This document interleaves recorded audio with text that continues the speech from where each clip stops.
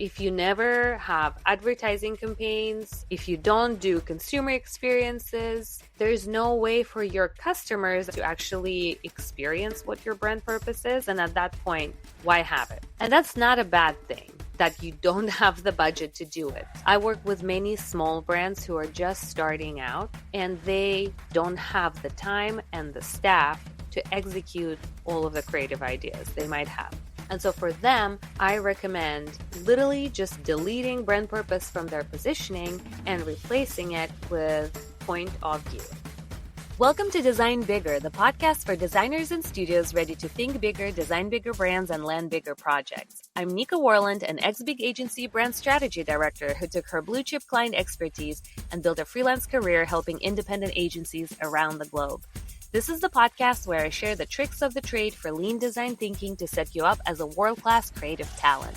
As a translator between business and creatives, I'll show you how to speak client, hack top agency frameworks, and think like the best studios out there.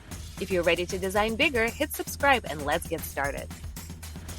Okay, you might be thinking that we're like 5 years too late to talk about brand purpose, but listen to the end because actually I think purpose is alive and well. It just evolved.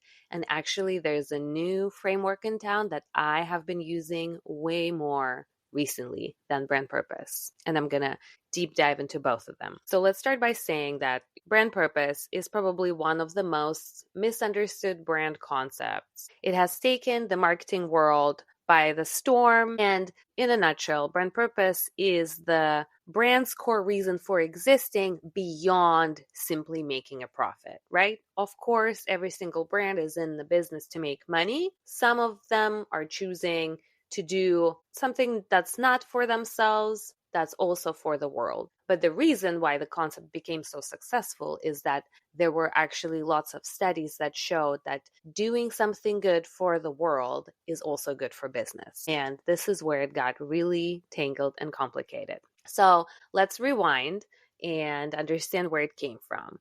You probably have all heard about Simon Sinek and his influential TED Talk on the Golden Circle. He did it in 2009. And his core idea was that, people don't buy what you do, they buy why you do it. The phrase that you probably all have heard is start with why is actually his quote from that talk. And so that was 2009. This was the time where, brands like Patagonia and Tom's have been on the up.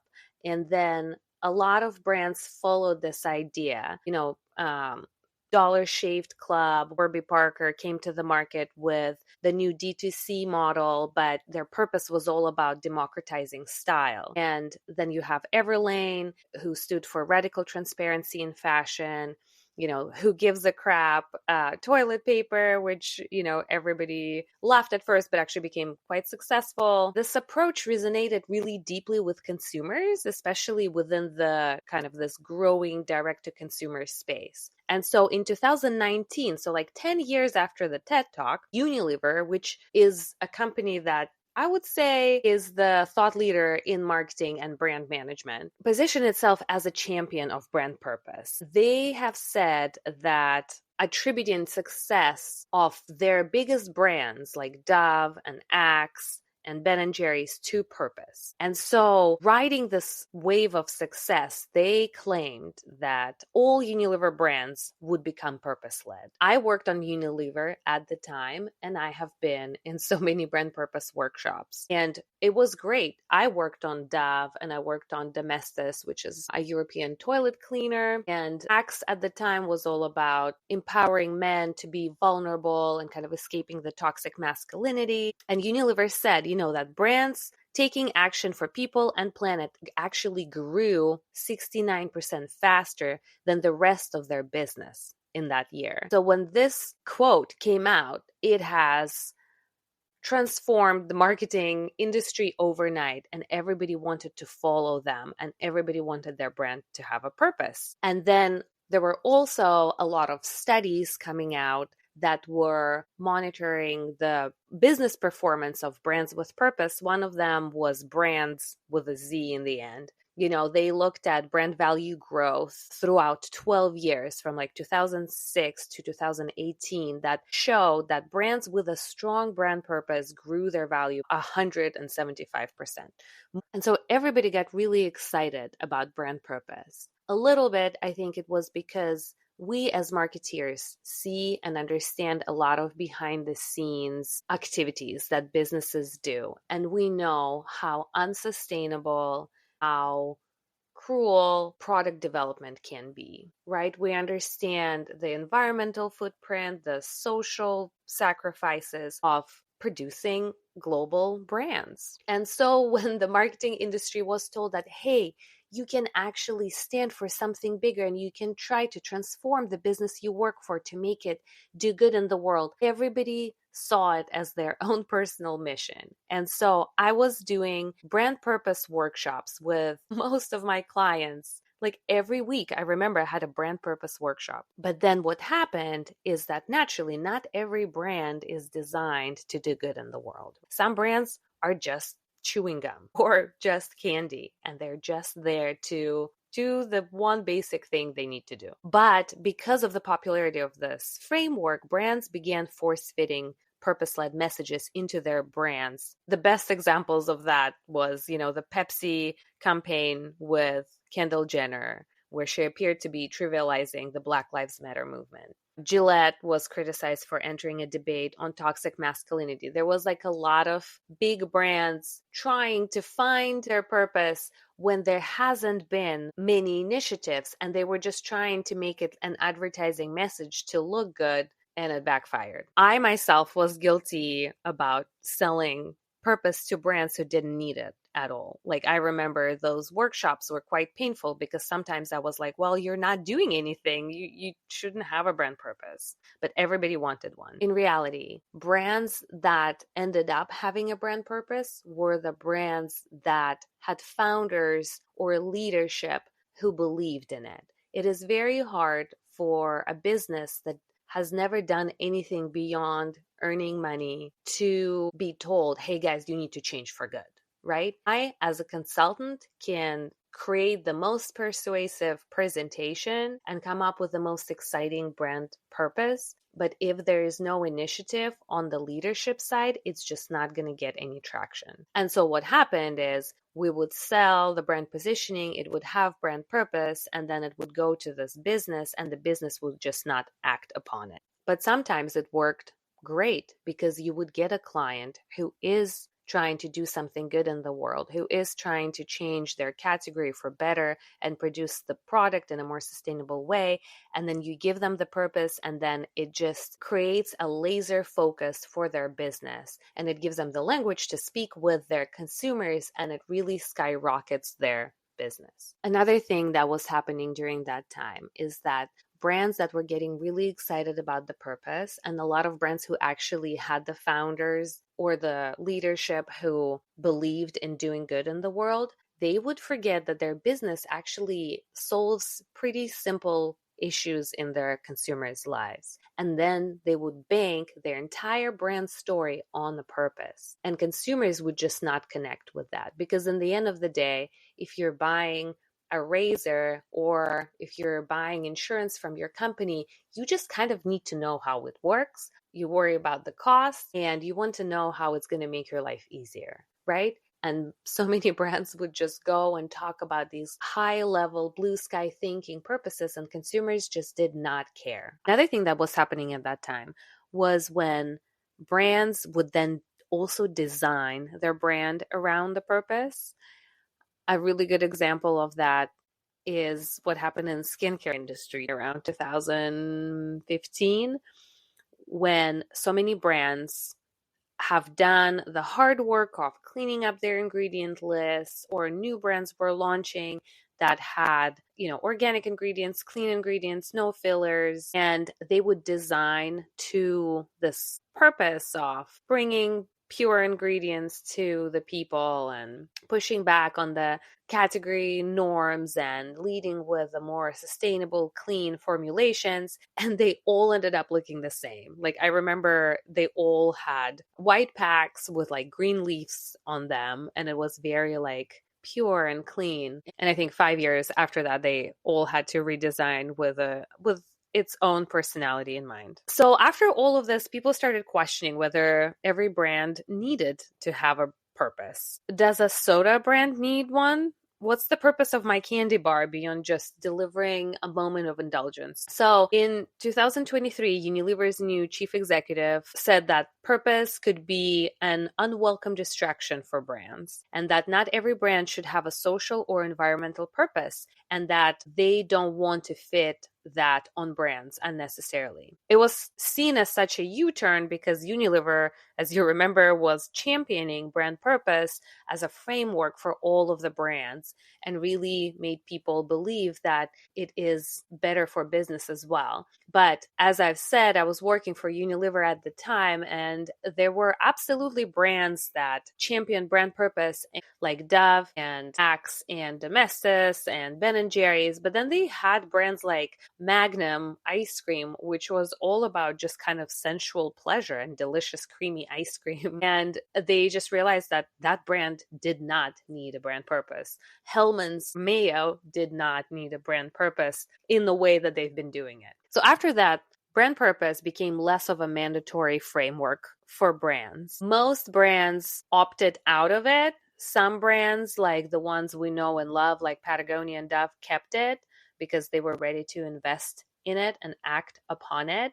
But most brands continued doing corporate responsibility on a corporate level because their parent companies were required to do so. They were required to follow the ESG guidelines, which stand for environmental, societal, and governance impact, or they followed other corporate social responsibility practices like environmental protection and the way they treat workers, and then philanthropy and corporate ethics. But the vast majority of brands opted for purposes that weren't about social or environmental issues. And that's not to say that only companies that follow ESG are responsible, right? There are so many ways a company can do good in the world that's not this formal way of giving back or be seen as a socially responsible organization. Like, partnering with charities and paying employees fair wages and offering full financial transparency. But as I've said, many companies